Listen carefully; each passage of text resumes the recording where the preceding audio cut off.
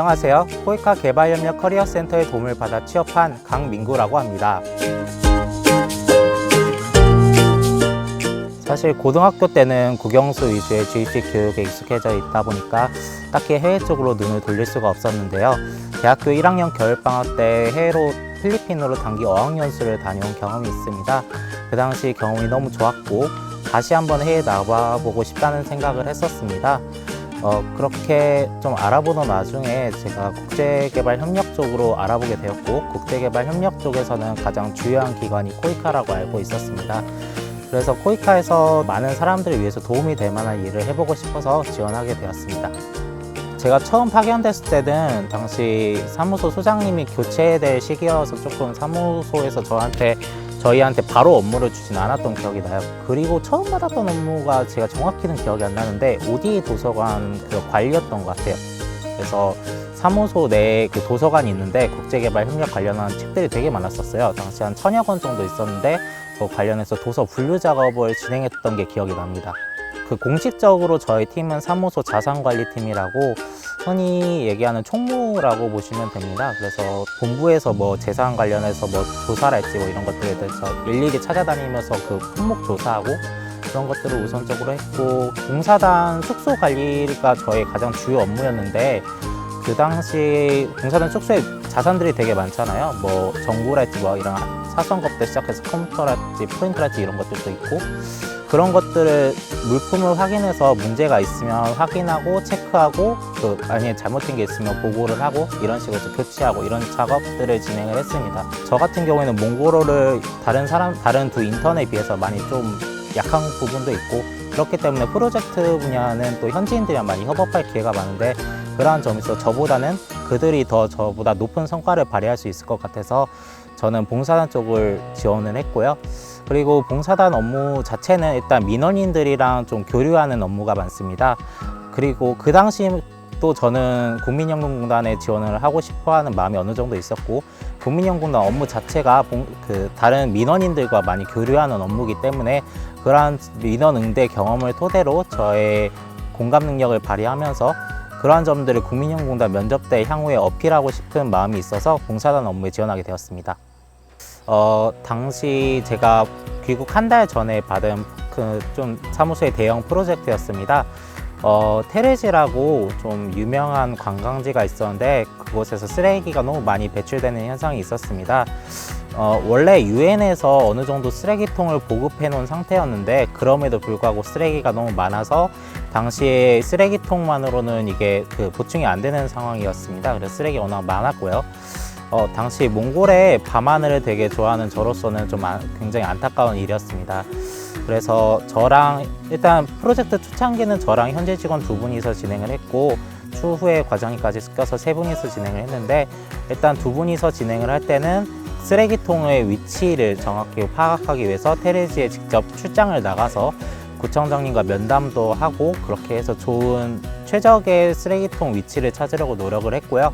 그리고 둘째로는 쓰레기통 제작업체들을 여러 곳 선정해서 그 대표들과 면담을 하고, 그렇게 함으로써 적정한 가격을 선정하고, 그렇게 함으로써 최종적으로 계약서까지 만들므로써 결정적으로 계약 승인까지 받아냈습니다.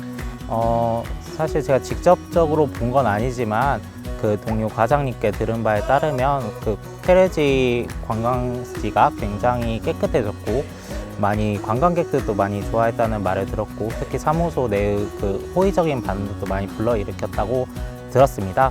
그래서 그러한 점에 있어서 저도 국내에 있었지만 굉장히 뿌듯했고, 그리고 저 나름대로 지속 가능한 환경에 이바지한 것 같아서 조금이나마 도움을 준 것 같아서 참 좋았던 것 같습니다.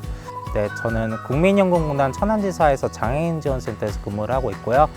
구체적으로는 장애 등록 심사 업무를 진행하고 있는데, 사실 제가 심사를 하진 않고요. 저는 관할 동사무소에서 관련 서류들을 받으면 그 서류들을 검토하고 심사지라고 위로 제출하는 업무를 주로 담당하고 있고요.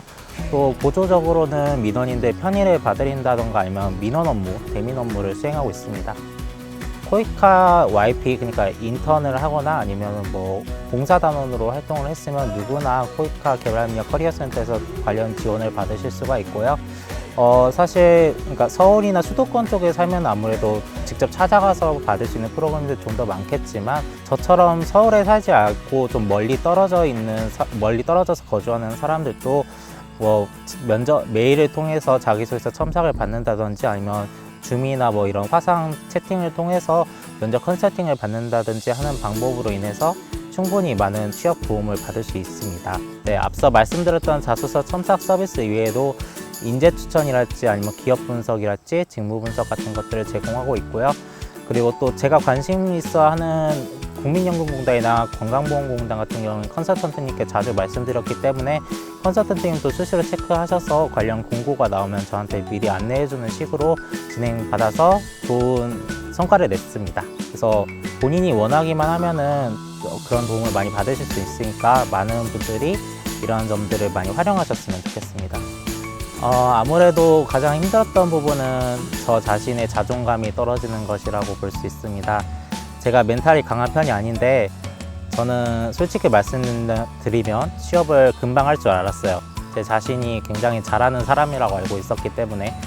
하지만 현실이 좀 녹록치가 않았고 많이 좀 슬럼프도 겪고 힘들어 했는데 특히 건강보험공단 떨어질 때 저는 그러니까 공원을 혼자 걸으면서 스스로에게 생각을 했어요. 아, 나는 괜찮은 사람인데 이 기업이 자꾸 떨어뜨리는 걸 보면 나는 이 기업과 안 맞는 사람인 것 같다. 대신 다른 좋은 기업에 들어가면 되지 약간 이런 생각으로 하루하루를 살았고 그렇기 때문에 결국 이 자리까지 오지 않았나 하는 생각이 듭니다. 우선 코로나19로 힘든 시기를 보내고 계신 취준생분들 정말 대단하다는 생각이 듭니다. 저도 2달 전까지는 취준생이었습니다.